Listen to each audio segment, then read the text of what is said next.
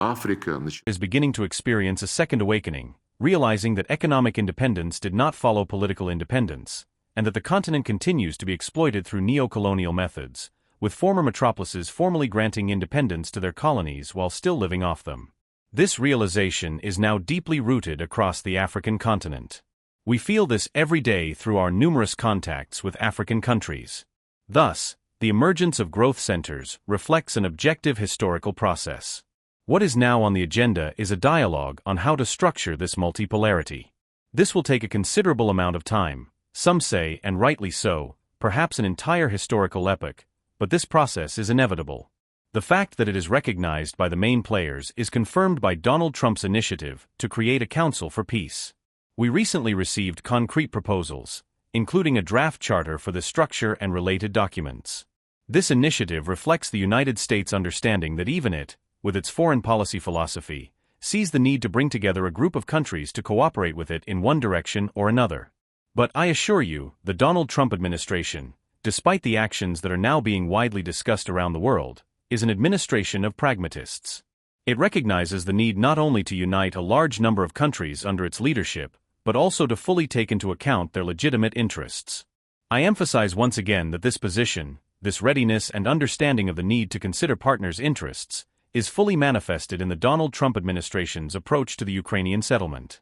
It is the only Western country that is prepared to address the task of eliminating the root causes of this conflict. As for reviving the OSCE, I do not know how realistic revival is in this case. The OSCE has fallen so low that it cannot fall any further.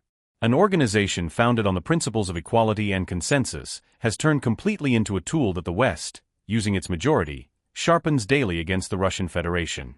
Our position on the OSCE is that we will continue to participate, but not because we harbor hopes or illusions. Any hopes in the current situation would be illusions, but simply because we want to support those OSCE member countries that maintain common sense.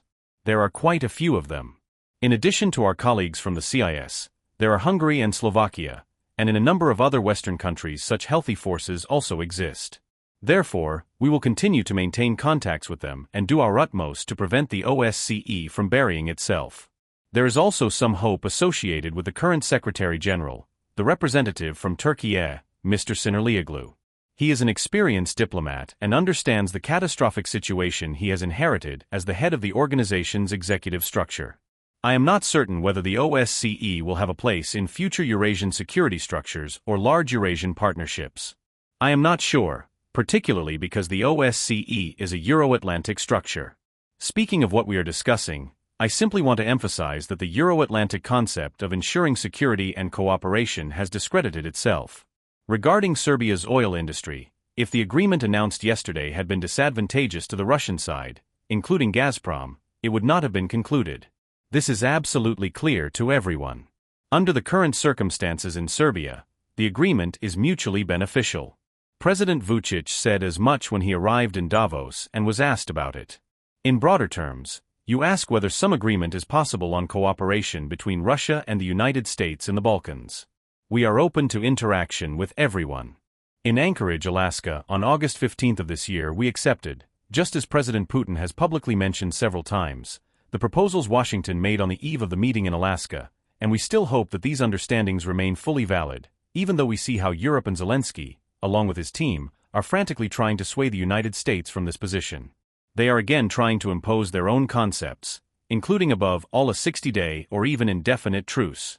Clearly, the Ukrainian side is in a very bad situation on the front line, and not only on the front line but also in Kiev's political life. Corruption scandals have overshadowed many other processes. But we cannot afford the luxury of allowing the Kiev regime to rearm, giving it a chance to catch its breath and once again rush at the Russian Federation as an instrument of deranged Western Europeans. Now in Davos, today or tomorrow, some meetings are once again being announced that are aimed at pushing President Trump towards approaches that have already fully discredited themselves and failed over the past years. Yet the central point in all of this is that when Europe talks about guarantees and about regulating the Ukrainian crisis, it says the war must be stopped as soon as possible while simultaneously agreeing on security guarantees for Ukraine. But they mean for what remains of Ukraine. And what does that imply?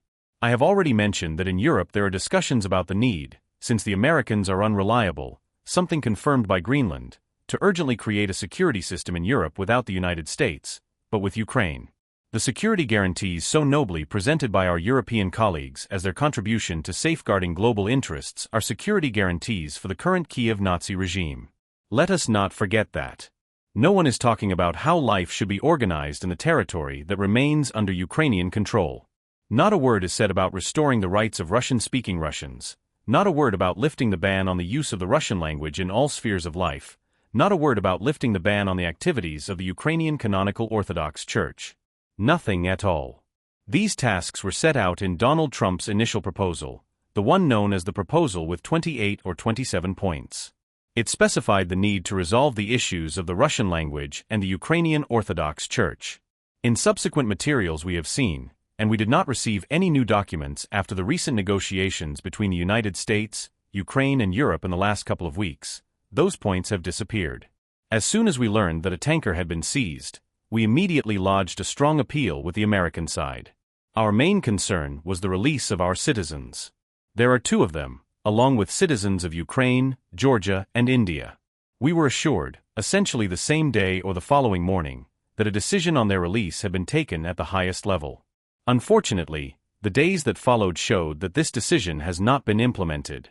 We expect our American colleagues to fulfill the promise that, as I have said, was conveyed to us. This entire story of seizing tankers and violating international legal norms on the high seas, based on suspicions that do not meet the criteria for detaining vessels, criteria laid down in the International Convention on the Law of the Sea, naturally causes concern. This is another example of actions that test the limits of international law. We are not saying that the norms of the 1982 Convention on the Law of the Sea are eternal. Life has indeed changed. Almost more than 50 years have passed. But if that is the case, then we need to sit down and agree on how to act on the high seas, how to act in exclusive economic zones. We are ready for this and hope there will be an understanding that such agreement is simply necessary.